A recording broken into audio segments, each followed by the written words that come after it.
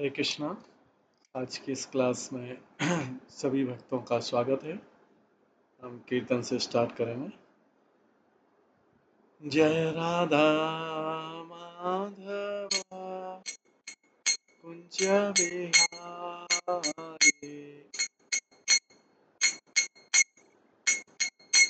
जय गोपी जन वल्लभा गिरिवरधारी,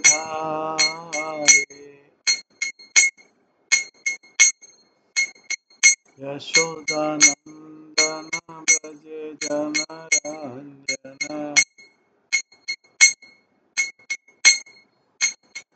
यमुना तीरावनचारी,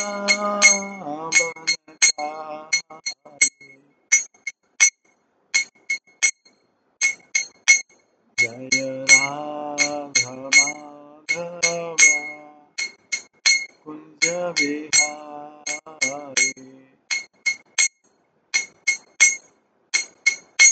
हरे कृष्णा कृष्ण कृष्ण हरे हरे, हरे राम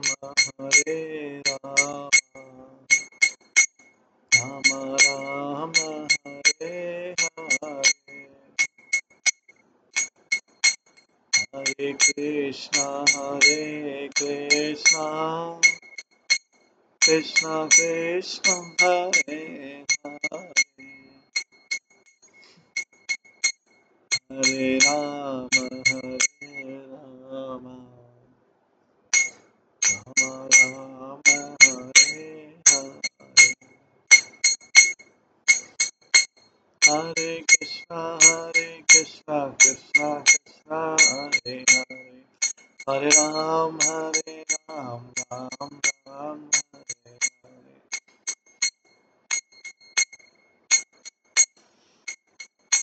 हरे कृष्णा कृष्ण कृष्ण हरे हरे, हरे राम राम राम हरे हरे, हरे कृष्णा कृष्ण कृष्ण हरे हरे, हरे राम राम राम हरे हरे, जय राधा गोविंद राधा गोविंद राधे, जय राधा माधव राधा माधव राधे, जय गौरानिताय जय गौरानिताय गौरानिताय जय गौरानिताय, जय जय प्रभुपाद प्रभुपाद प्रभुपाद, जय जय निताय गौर हरि बोल हरि बोल हरि बोल, निताय गौर हरि।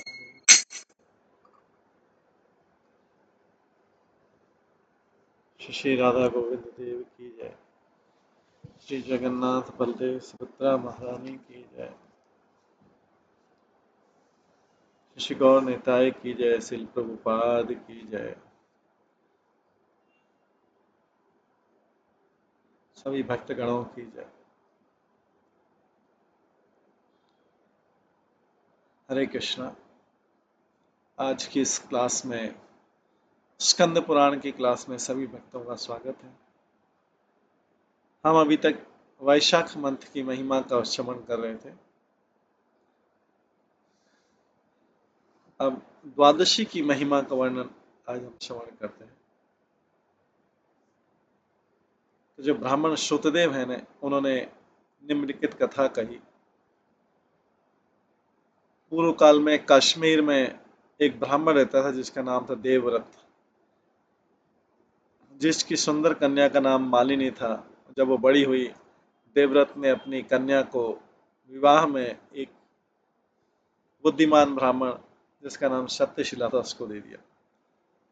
हालांकि मालिनी बहुत युवा थी और सुंदर थी, सत्यशीला उसके प्रति आकर्षित नहीं हुआ। वास्तव में वो उसे घृणा करने लगा और उससे बहुत क्रूरता के साथ उसका साथ व्यवहार किया। किसी तरह से सत्यशीला ने किसी और से इतनी घृणा नहीं करता था जितना वो उस पत्नी से करता था। मालिनी इस प्रकार से बहुत अप्रसन्न थी। इसके कारण वो किसी तरीके से अपने पति को अपनी तरफ आकर्षित करना चाहती थी। उस गई और उसने कुछ युवक स्त्रियों से सलाह ली जो कि अपने पतियों द्वारा त्याग दी गई थी। जो त्यागी गई स्त्रियों ने मालिनी से कहा, आपका पति जरूर आपके नियंत्रण में आ सकता है। हमने सुना है कि उन मंत्रों से कई पति लोग जो हैं अपनी पत्नियों के नियंत्रण में आए हैं। एक योगिनी है, आप उसके पास जाइए, तुरंत अभी जाइए। वो आपको एक दवा देगी, वो आपको अपने पति को देना है। उसके लेने के बाद में आपका पति आपका सेवक जैसा व्यवहार करेगा। यह सुन के ये जो दुष्ट महिला है, ये एक कुटिया में गई योगिनी की। योगिनी के बड़े बड़े बाल थे, जटाएं थी, बहुत तेजमयी थी और कई लोग उसकी सेवा कर रहे थे। उसके हाथों में चैंटिंग बिट्स लेके वो जप कर रही थी।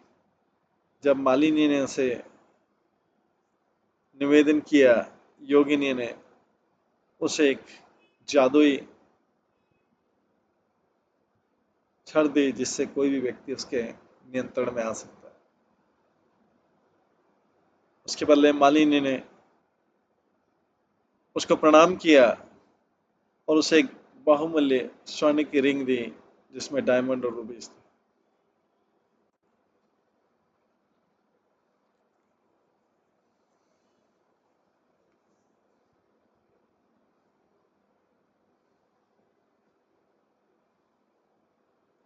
ये देखकर उस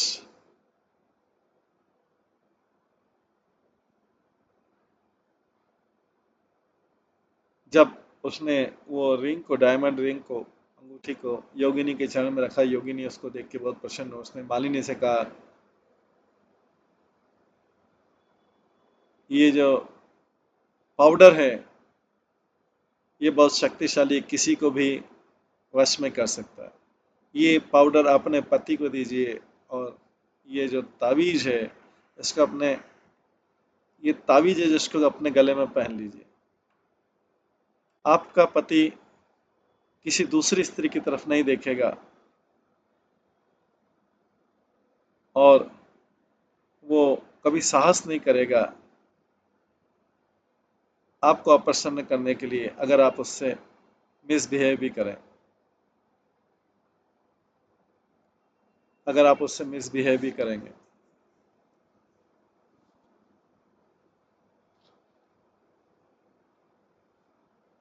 मालिनी अपने घर चली आई, उस संध्या अपने घर चली आई और वो पाउडर जो है उसने अपने पति को दिया, जिसको दूध के साथ में मिक्स किया और वो तावीज को उसने अपने गले में लटका दिया।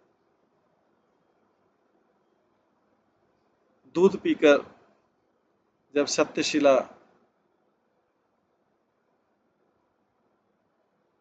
बहुत बड़े रोग के साथ में नीचे आया तो हर दिन वो कमजोर होता गया और उसके कीड़े पड़ने लगे उसमें। कुछ दिनों के बाद उसकी कंडीशन बहुत खराब हो गई। इसको देख के मालिनी ने दूसरे व्यक्ति के साथ अपने संबंध स्थापित कर ले। एक दिन सत्यशीला ने मालिनी से कहा है, हे सुंदर स्त्री, मैं आपका दास हूँ, मैं आपका शरण लेता हूँ, मुझे बचा लीजिए, मैं आपके अलावा किसी स्त्री से प्रेम नहीं करूंगा। मालिनी चाहती थी कि उसका पति जीवित रहे, इसलिए नहीं कि वो उसे प्रेम करती थी, बट इसलिए क्योंकि पति जो है पति पत्नी के लिए गहना रहता है, एक ऑर्नामेंट रहता है। वो योगिनी के पास गई और उसको इन्फॉर्म किया अपने पति की कंडीशन को देख।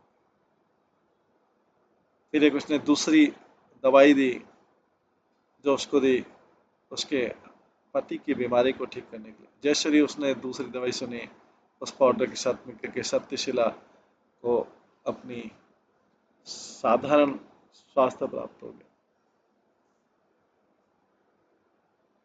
मालिनी के जो प्रेमी लोग थे वो उसके घर में रुके कुछ कार्य करने के लिए।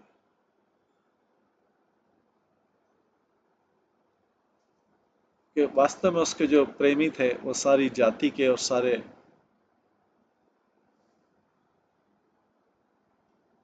सारी जाति के और सारे समुदाय के लोग थे और सब उसके घर में रह रहे थे।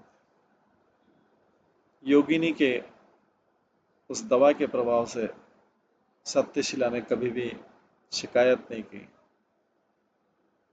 फाइनली बाद में उसके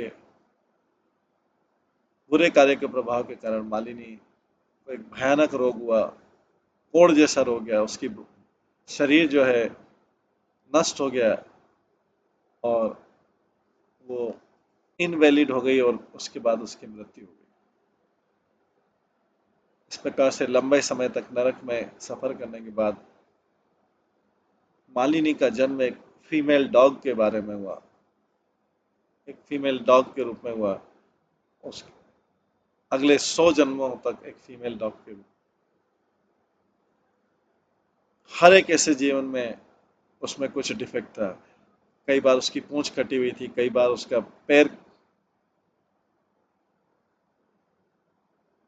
टूटा हुआ था, कई बार उसके कान टूटे हुए थे।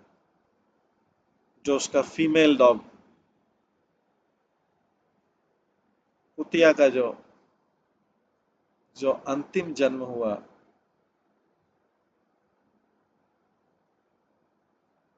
वो एक ब्राह्मण के मेड सर्वेंट के घर में। उसकी आंखें नष्ट हुई थी, उसकी पूंछ कटी हुई थी, उसका हेड जो था कीड़ों से भरा हुआ था, उसका जो योनि था वो इन्फेक्टेड। लेकिन उसके सौभाग्य के कारण, अज्ञात सुकृति के कारण, द्वादशी की जो शुक्ल पक्ष की द्वादशी रहती है वैशाख मंथ की,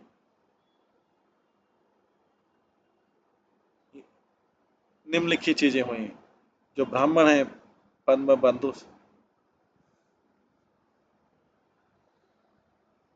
ब्राह्मण का जो पुत्र है उसने नदी में स्नान किया और वो घर आ गया। उसने वो कपड़े पहने हुए थे जो अभी भी गीले थे और वो तुलसी के पौधे के निकट गया जो एक ऊपर रखे प्लेटफॉर्म पे रखे। उस लड़के ने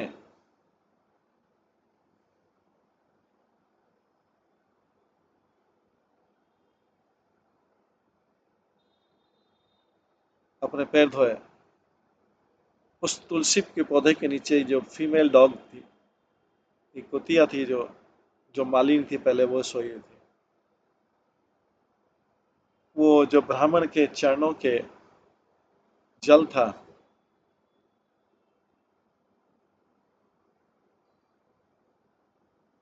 उस कुतिया की अशुभता तुरंत चली गई और वो अपना पुराना जीवन याद कर सके, अपना पुराना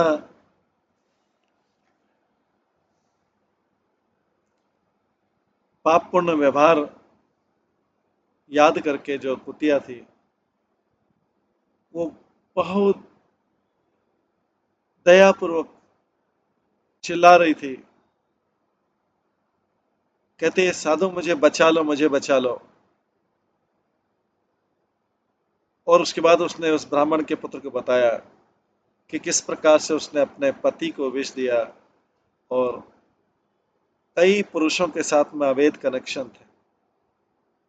उसने उससे दया मांगी और उससे बोला कि कुछ पुण्य कर्म अपने दान दे दो, जो उसने द्वादशी को करके कर रखे।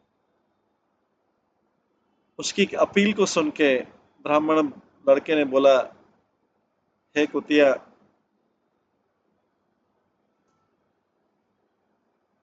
जो शी डॉग, फीमेल डॉग, सुख और दुख व्यक्ति के पूर्व कर्मों के अनुसार है।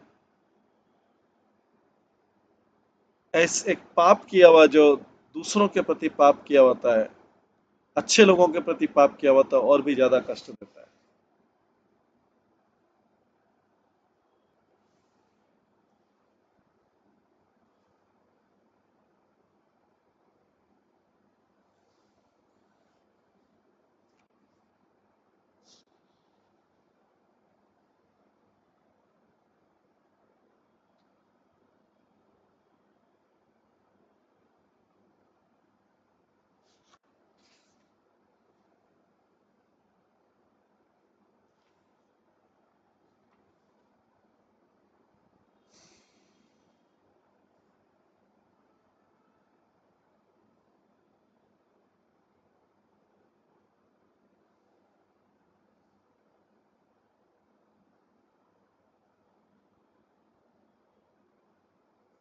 उसकी अपील सुन के जो ब्राह्मण लड़के ने बोला, हे कुतिया, सुख और दुख जो है व्यक्ति के पूर्व जन्मों के कर के कारण है। ऐसा पाप किया जो अच्छे लोग उनके प्रति पाप किया और कष्ट का कारण बनता है। यह सुन के जो कुतिया थी उसको बहुत उदास हुई। वो बहुत जोर जोर से चिल्लाने लगी उस ब्राह्मण लड़के के समान, मुझे बचा लीजिए, मैं आपके घर के अंदर रहती हूँ और आपके घर का खाना और खाते हैं। जो पुत्र था वो इन शब्दों से प्रभावित नहीं हुआ। पर उसी समय ब्राह्मण बाहर आ गया, उसके पिता बाहर आ गए घर के बाहर जल्दी। जब उन्होंने पूछा, उसके पुत्र ने बोला, जो उस कुतिया ने अपने पूर्व जन्म में जो सारा किया था। पद्म बंधु ने तब अपने पुत्र को डांटा उसके इस निर्दयी व्यवहार के कारण, और उसने कहा कि व्यक्ति को दूसरों के कल्याण के बारे में करना चाहिए। सूर्य, चंद्रमा, हवा, रात्रि, अग्नि, जल, वृक्ष और अच्छे लोग, ये दूसरे लोगों के साथ हमेशा सहायता करते हैं।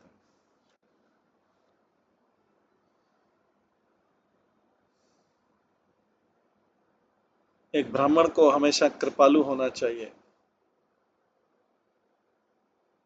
क्या इंद्र केवल पापी व्यक्तियों को पे वर्षा करते हैं क्या? क्या चंद्रमा चांडाल लोगों के ऊपर चांदनी नहीं देते? मैं इस फीमेल डॉग को, जो कि कृपा की भीख मांग रही है, अपने पुण्य कर्म को इस देता हूँ।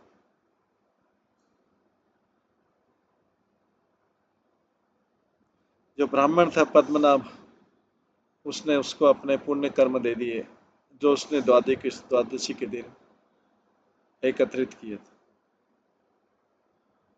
जैसे ही ब्राह्मण ने ये बोला,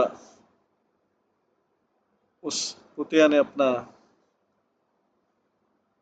शरीर को त्याग दिया और एक दिव्य रूप प्राप्त किया। उसने उस ब्राह्मण से विदा लिया और स्वर्ग लोक चली गई, उच्च लोकों में चली गई। स्वर्ग में किस प्रकार के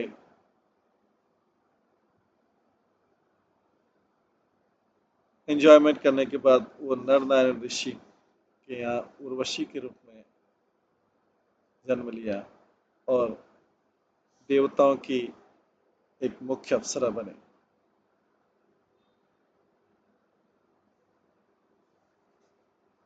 इसके बाद स्कंद पुराण का जो अगला सेक्शन है उसको बोलते हैं अयोध्या महात्मा। इसमें ऐसे कई स्थानों का महत्व है जो अयोध्या में है।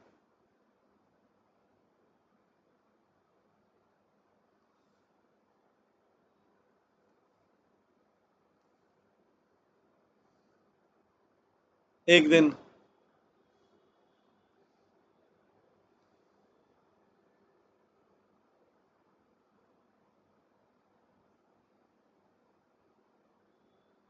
अगस्त मुनि अयोध्या आए।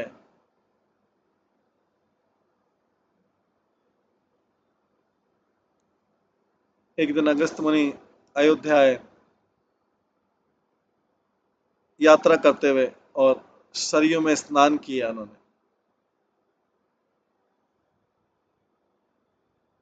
यहाँ यह कहा गया है कि गंगा जो है भगवान विष्णु के दाहिने हाथ के अंगूठे से निकली और सरयू जो है उनके बाएं हाथ के अंगूठे से निकली।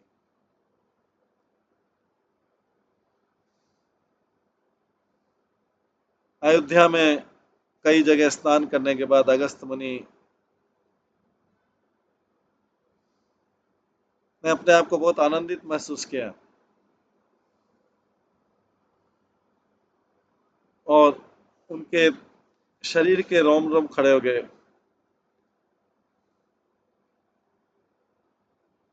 इस प्रकार अयोध्या में 3 रात्रि स्टे करके जो संत हैं चले गए और जब जा रहे थे रास्ते में उनको श्रील व्यासदेव मिले। श्री व्यासदेव ने कहा, ब्राह्मण आप कहाँ से आ रहे हैं? आप बहुत आनंदित दिख रहे हैं, इसका क्या कारण है? आपको देख के मैं बहुत आनंदित हो रहा हूँ। अगस्त मुनि ने कहा, मैंने अयोध्या की अद्भुतता का अनुभव किया और वही मेरे आनंद का कारण है। यह सुन के व्यासदेव ने उस संत से पूछा, अगस्त से पूछा कि अयोध्या में कौन कौन से पवित्र स्थान है, उसका वर्णन कीजिए और उसका क्या लाभ होता है उनके दर्शन करने से। जो जो उसकी कथा थी वो अगस्त मुनि ने श्री व्यासदेव की कही। वहां पे एक पाप मोचन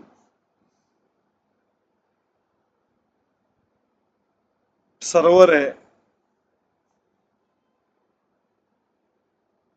जो सारे पापों से मुक्ति उधार दिलाता। अगस्त ने बताया कि उसके पूर्व में 100 धनु आगे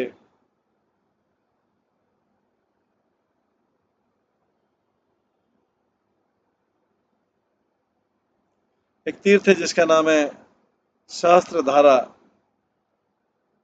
इसके जानने के बारे में शुक व्यास ने सहस्त्र धारा के बारे में सुनना चाहा तो अगस्त मुनि ने उनको घटना बताई भगवान राम की लीलाओं से कि वो स्थान कैसे उत्पत्ति हुई।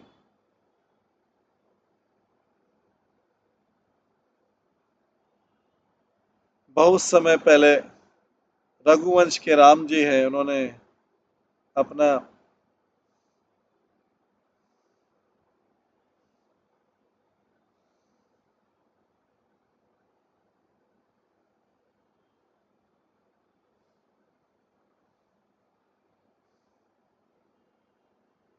मिशन पूरा किया देवताओं की तरफ से पृथ्वी का भार दूर करने के लिए रावण का वध किया। उस समय काल जो है वो भगवान रामचंद्र को देखने आए अयोध्या में, क्योंकि इनके इनकी बातचीत बहुत गोपनीय थी। भगवान राम ने ऑर्डर किया कि कोई अगर मेरे रूम में एंटर करेगा इसको तो मैं उसको मेरे राज्य से पनिश कर दूंगा।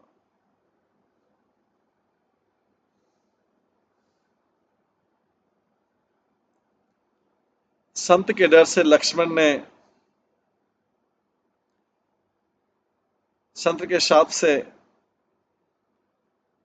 तो उस समय जब ये मिट रहे थे तो लक्ष्मण गार्ड कर रहा था। ऐसा हुआ कि दुर्वासा मुनि उस समय आए और बहुत क्रोधित तो उज्जैति दिख रहे थे। उन्होंने बड़े प्रेम के साथ में लक्ष्मण से बोला, ऐ सुमित्रा पुत्र, तुरंत जाओ राम से कहो कि मैं यहाँ पर एक विशेष मिशन के लिए आया हूँ, आप सावधान रहिए। ये आपके इंटरेस्ट में नहीं रहेगा कि मेरे आज्ञा का पालन नहीं करें।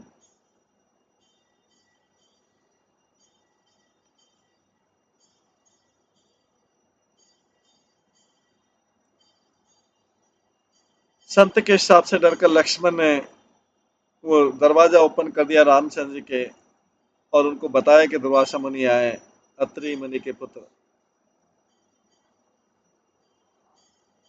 ये सुन के राम ने काल के साथ अपना मीटिंग खत्म किया और उस रूम के बाहर आए जहाँ पे वार्तालाप कर रहे थे। राम दुर्वासा मुनि के सामने नमस्कार किया और बड़े सम्मान के साथ उन्हें भोजन करवाया, उनको पर्सनली सेवा की। उसके बाद भगवान राम ने जब दुर्वासा मुनि को विदा दिया, उसके जाने के बाद में अपने संकल्प को तोड़ने के कारण राम ने लक्ष्मण को त्याग दिया। लक्ष्मण भी चाहते थे कि उनके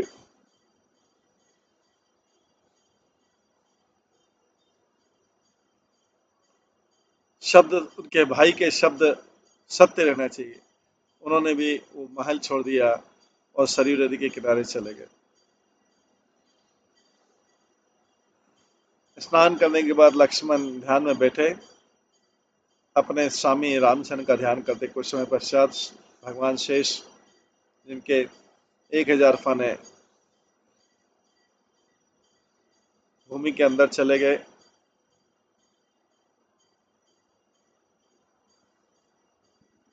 भगवान शेष जिनके 1000 फन है, भूमि से निकले 1000 स्थान से और लक्ष्मण के सामने में, उनके सामने इंद्र थे और जब और देवताओं के मुख्य थे दूसरे लोग भी। इंद्र ने उस समय लक्ष्मण से बोला, लक्ष्मण उठिए, अब आप अपने ओरिजिनल पोजीशन में चले जाइए, देवताओं का ये जो उद्देश्य पूरा हो गया है।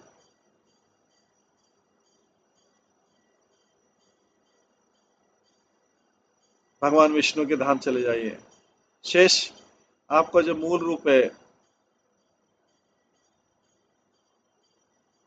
ये आपके सामने है।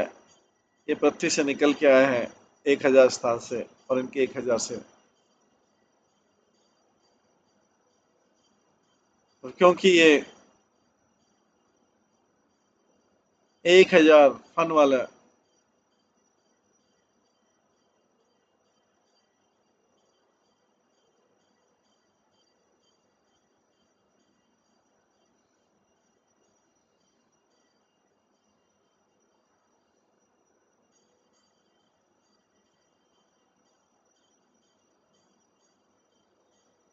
1000 वाले फिश शेष ने पृथ्वी पे 1000 होल बनाए हैं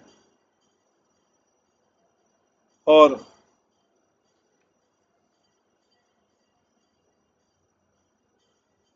ये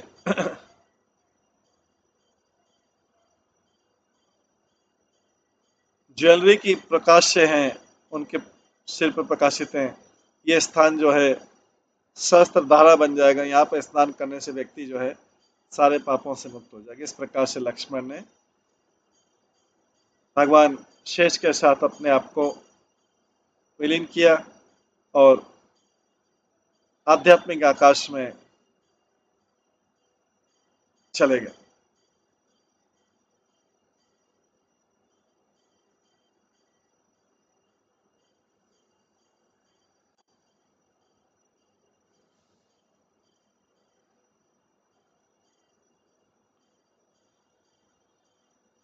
ये सुन के इसलिए व्यासदेव ने पूछा,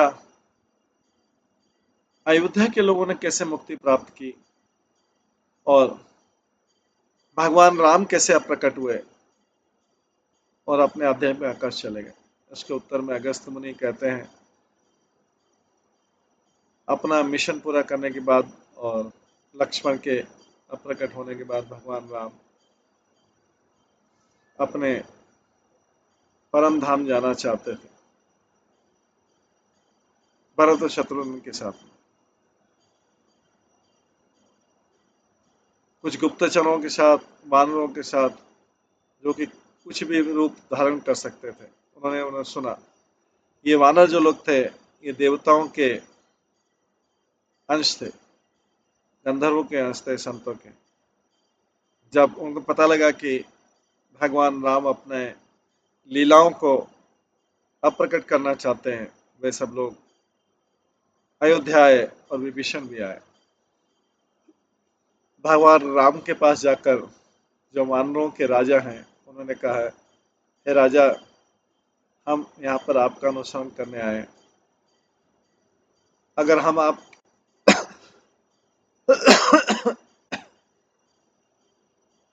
अगर आप हमें बिना साथ लिए जाएंगे, ऐसा लगता है हमें मार दिया जाएगा। ये कहकर विभीषण जो है, विभीषण को भगवान राम कहते हैं, मैं चाहता हूं कि आप यहाँ रहें और लंका की रक्षा करें और प्रजा का ध्यान रखें। हनुमान की तरफ देख के भगवान ने कहा, हे पवन देवता, पवन पुत्र, पवन देवता, आप लंबे समय तक रहें, आपका संकल्प याद रखें। जब तक लोग मेरे लीलाओं का कथा करते रहेंगे तब तक आप यहाँ पर रहिए। महेंद्र दिविदा यहाँ पर रहेंगे क्योंकि उन्होंने अमृत लिया हुआ है।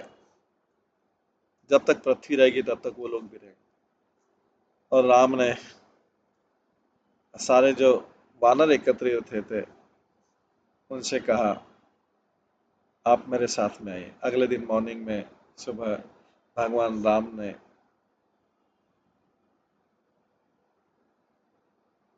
अपने पुरोहित से कहा, पुरोहित वशिष्ठ मुनि से कहा,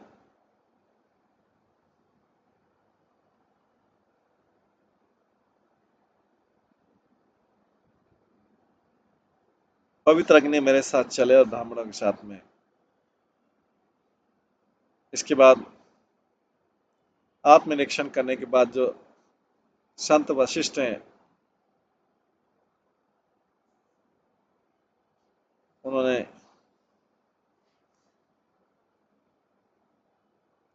सारी जो क्रियाकर्म है वो की, जो कि भगवान के प्रस्थान से संबंधित है। भगवान राम ने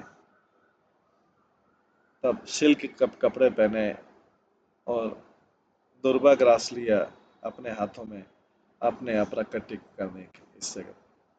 और इस प्रकार मौन व्रत धारण करके भगवान राम अयोध्या से बाहर आए, जैसे चंद्रमा जो है समुद्र से बाहर आता है। अलग अलग शस्त्र भी भगवान के साथ आए मनुष्य रूप में, और भरत और शत्रुघ्न भी आए। सारे महल के निवासी सर्वेंट और मेड सर्वेंट भी आए सब राम के साथ। सारे मंत्री अपने परिवारों के साथ में, सेवकों के साथ में उन्होंने भगवान राम के पीछे। वास्तव में अयोध्या के सारे सिटीजन बाहर आए, वे सारे प्योर सोल्स थे, सारे के सारे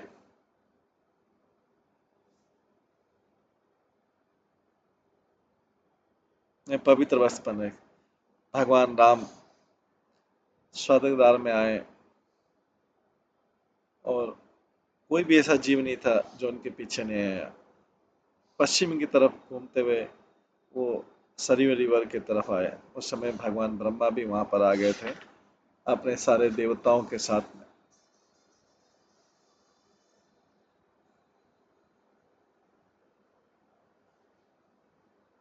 इस प्रकार से करोड़ों सेलेस्टियल चैरियट आए रहता है जो आकाश में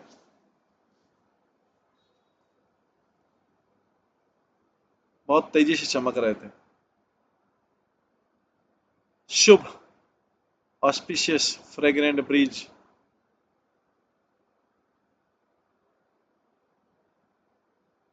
शुभ सुगंधित हवा बहने लगी और पुष्पों की वर्षा होने लगी। तेजी से हवा चलने लगी।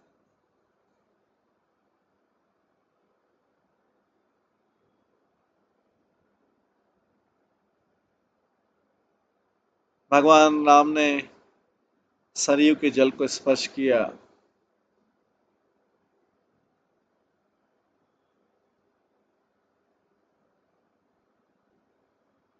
अपने चरणों से तब अपने दो भाइयों के साथ भगवान जो है आध्यात्मिक आकाश में चले गए। ब्रह्मा ने तब अनाउंस किया कि जो लोग भी अपना जीवन इस जगह स्वर्ग द्वार में त्यागेंगे वो भगवान राम के धाम जाएंगे जो मेरे धाम से बहुत ऊपर है। उसी क्षण सरयू का जल जो है ऊपर उठा। ऐसा लग रहा था आसपास के एरिया को फ्लडिंग कर रहा है। तो हर कोई मंकीज और राक्षस मिलके उस जल में प्रवेश किया और इस प्रकार से अपना भौतिक शरीर छोड़ दिया और आध्यात्मिक रथों में सवार हो गए। उस समय पशु कीड़े उन्होंने भी अपना शरीर त्याग दिया। सो अयोध्या के सारे जो निवासी हैं वो गोलोक धाम, साकेत धाम चले।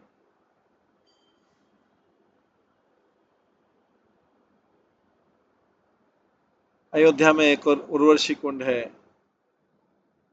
ऐसा बोला गया कि जो यहाँ पर स्नान करता है वो स्वर्गलोक में उर्वशी को प्राप्त करेगा। यहाँ पर एक संत था जिसका नाम था रेबिया। उसने हिमालय में तपस्या की। उसकी तपस्या देख के देवता लोग घबरा गए थे और सोचा कि वो जल्दी ही उनकी पोजीशन ले लेगा। इस कारण से उन्होंने उर्वशी को उसकी साधना को, उस संत की साधना को डिस्टर्ब करने के लिए भेजा। जब उर्वशी उस स्थान पर आई हिमालय पर्वत के अंदर और दिन के समय वो घूमती रही, खेल जैसे खेल रही थी और वो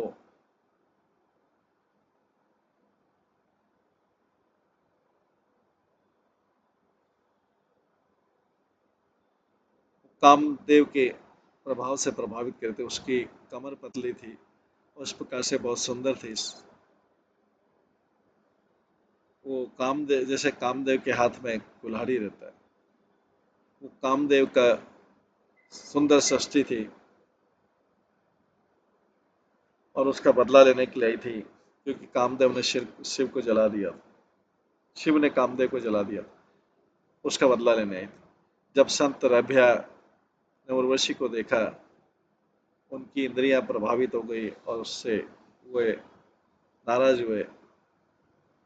क्रोध से प्रभावित करते हुए संत ने अप्सरा को श्राप दिया, आप बहुत भद्दी बन जाए क्योंकि आप अपनी सुंदरता का आप पे बहुत गर्व है।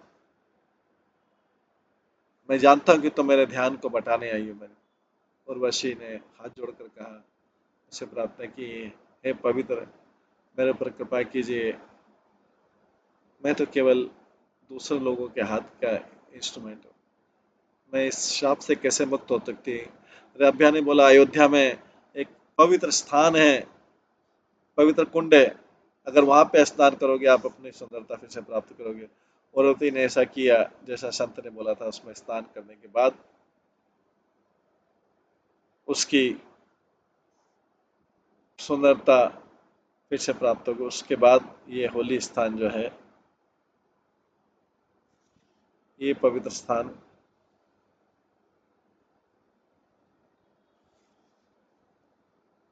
उर्वशी कुंड बन गया।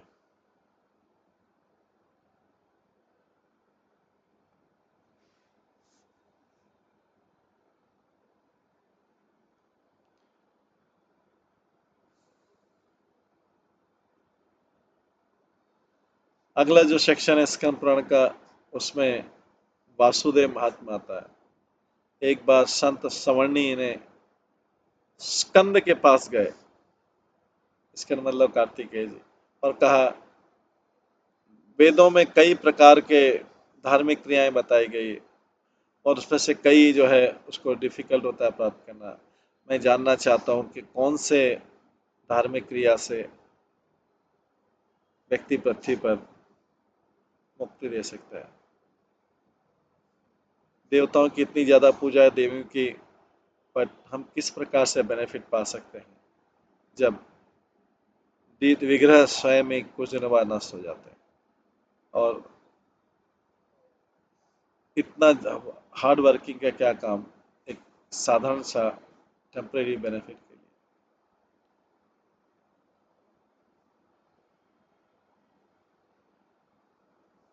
जो कि नित्य है और मृत्यु के भय से मुक्त है, वही वास्तव में आशीर्वाद देने वाला है।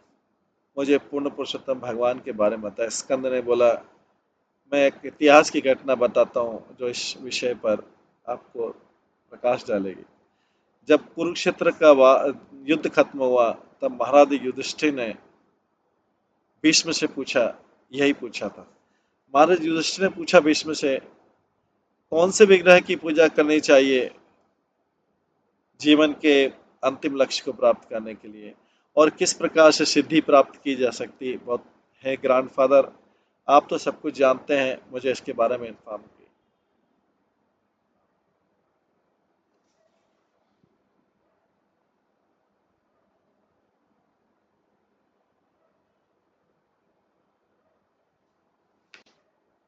तो भीष्म इसका उत्तर देंगे, वो हम कल की क्लास में श्रवण करेंगे। आज की क्लास को यहीं पे विराम देते हैं। सभी भक्तों का धन्यवाद। सभी भक्तों के लिए एक बार हरे कृष्ण महामंत्र का जप करते हैं। हरे कृष्णा कृष्णा कृष्णा हरे हरे, हरे राम राम राम हरे। श्री स्कंद पुराण ग्रंथ की जय। शिल प्रभुपाद की जय। सभी भक्त गणों की जय। हरे कृष्ण।